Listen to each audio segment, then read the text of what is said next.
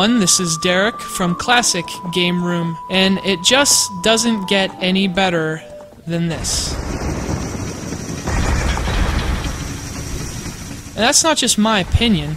By now that's practically an undisputed critical and community consensus. This is the gaming industry's answer to Citizen Kane. This is the Babe Ruth of interactive electronic entertainment. The single greatest video game ever made.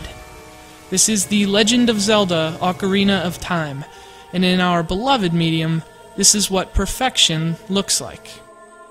Now, in case you've spent the last 12 years living beneath a rock, beneath Sony headquarters, Ocarina of Time is the 1998 Nintendo 64 masterwork from the brilliant minds at Nintendo's fabled EAD division. And since the day it first blew us away, not a single video game has been able to match its sheer brilliance. BioShock came pretty close, though. Now, so did Metroid Prime, Resident Evil 4. But the point is, even for those classic games, pretty close just isn't good enough. That's because Ocarina of Time, from its beginning to its hair-on-your-neck-raising end, is absolutely, unequivocally, indisputably perfect.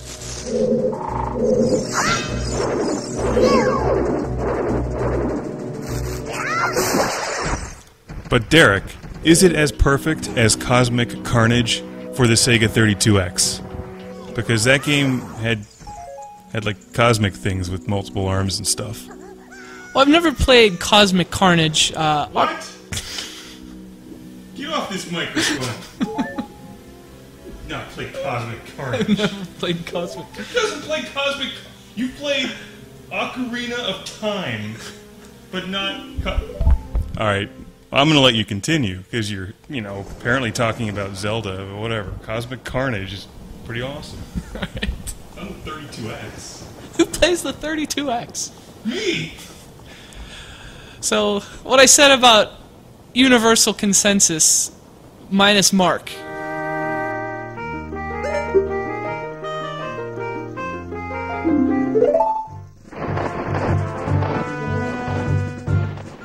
Ocarina of Time tells the story of Link, a young forest boy destined even before Mark's birth to become the legendary hero of time.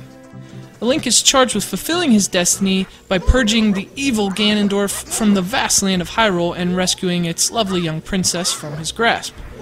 The prior Zelda games had followed a similar plot, but the scope and grandeur had never been as goosebump-inducingly epic as they were in Ocarina.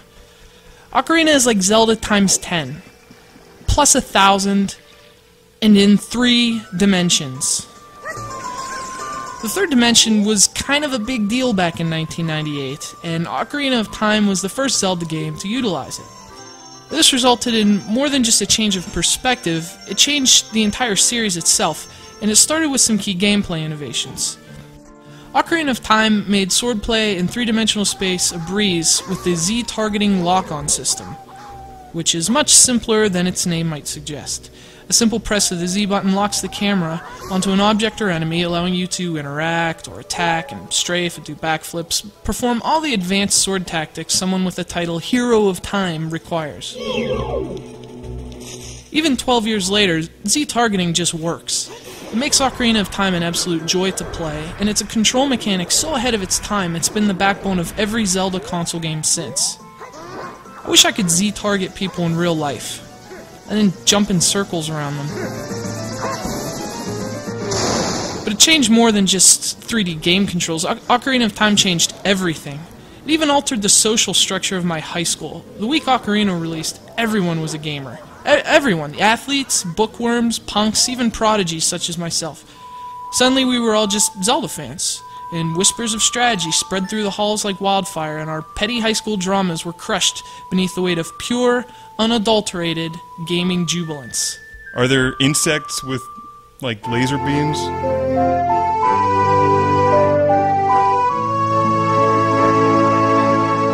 Unfortunately, the graphics do show their age a little bit, but when Ocarina released, it was a visual stunner, and we shouldn't forget that even simple touches like the setting sun and the faint glow of a fairy were pretty impressive for their time.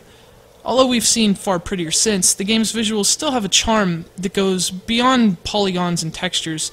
Beyond simple matters of gameplay, graphics, and social hierarchies, though, I think the game's greatest strength is the personal attachment it develops between the player and the game world. Link finds himself entwined in a quest with more questions than answers, and we share his sense of uncertainty as we begin Ocarina of Time. The more we play, the more we learn about the threat facing the world around us, and the more we become attached to that world. Our journey takes us from deep lakes, across vast plains, through lush forests and atop towering mountains, and all along the way, we develop a relationship with both the land and the people who live there, and make Hyrule such a living, breathing world. It's just remarkably well designed. I just want to interject that in Cosmic Carnage, there's numerous insects that change battle armor. You're talking about sunsets and stuff. Whatever. How you can talk about Zelda and not Cosmic Carnage is beyond me. Alright, Ocarina is the second greatest game of all time. Behind Cosmic Carnage. For the Sega 32. For the what is the Sega? What is that? It's the thing that you need 17 wires to plug into. It's the thing you probably don't have one, because I think I own both of them. Just wanted to interject. And you bought this system. Used. Anyway, this lends the dark and decimated Hyrule we find later in the game even greater impact. Even greater than Cosmic Carnage. Sorry, Mark.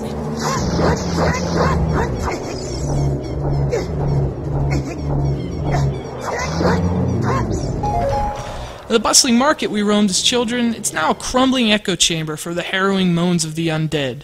The sky above Hyrule's tallest mountains are filled with billowing smoke and sinister rings of flame, and the friends we made back when we were kids have all suffered their own cruel fates. Using our familiarity with the world around us, the game makes Ganondorf and the destruction he's caused seem all the more imposing and badass. It makes our quest seem absolutely gargantuan in scope, and it also makes us want to deliver some heads. And speaking of heads, the final moments of Ocarina of Time are still, hands down, the most epic, head-explodingly badass sequences of any video game ever. If your heart wasn't working overtime during the game's closing battle, you might want to check if it actually works at all. Of course, there have been plenty of refinements and improvements to the Zelda series since Ocarina.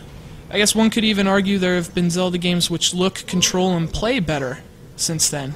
One could then legitimately argue there have been better Zelda games, but if this makes any sense, there certainly hasn't been a greater Zelda game. Or video game, for that matter, and I would know. I'm an expert.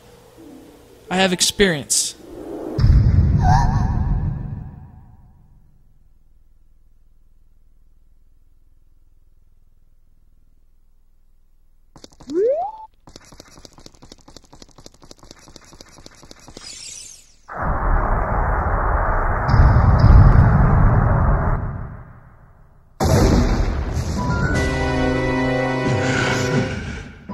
Yeah, we'll just make everybody knows to take this review with a grain of salt. Comparing The Legend of Zelda, Ocarina of Time, to Cosmic Carnage is kind of a no-brainer, but...